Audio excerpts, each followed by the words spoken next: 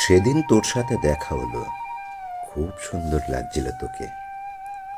কতদিন হবে বলতো? 16 বছর। তখন তুই ফ্রক পরতিস, স্কুলে যেতিস খুব ছটফট করে। তোর সঙ্গে কে থাকতো বলতো? মনে পড়ে? নাকি মনে করতে চাস না? হয়তো তাই গাড়ি বাড়ি তোর মাথা ঘুরিয়ে দিয়েছে। স্বামী সন্তানদের সামাল দিতে দিতে স্মৃতির ওপর পড়ে থাকা ধুলো আর পরিষ্কার করা হয়ে ওঠেনি। একবার ধুলো সরিয়ে দেখিস তো স্কুলের বেঞ্চগুলো দেখতে পাস কিনা। চেনা বিছানায় চুরি যাওয়া স্মৃতির পাতা উল্টে দেখিস তো ধূসর বন্ধুদের মনে পড়ে কিনা। মারতের লুকিং গ্লাসে চোখ রেখে দেখিস তো দেখতে পাস কিনা এমন কোনো মুখ যাকে না দেখে তুই এক মুহূর্ত থাকতে পারতিস না। কিরে, মনে পড়ে?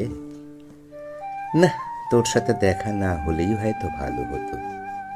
তোকে আর পিছনে ফিরে তাকাতে হতো না, আমাকে আর বলতে হতো না তুই ভালো আছিস তো। 16 বছর পিছিয়ে যেতে হতো না শৈশবের ইতিহাস পড়তে।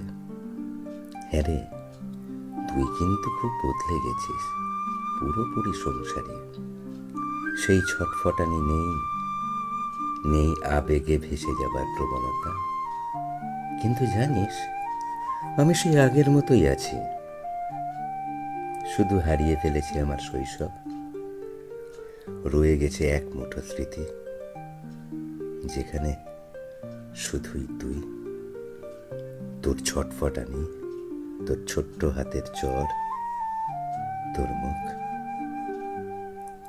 আগামী পৃথিবীকে সামনে রেখে তুই ভালো থাকিস, কেমন?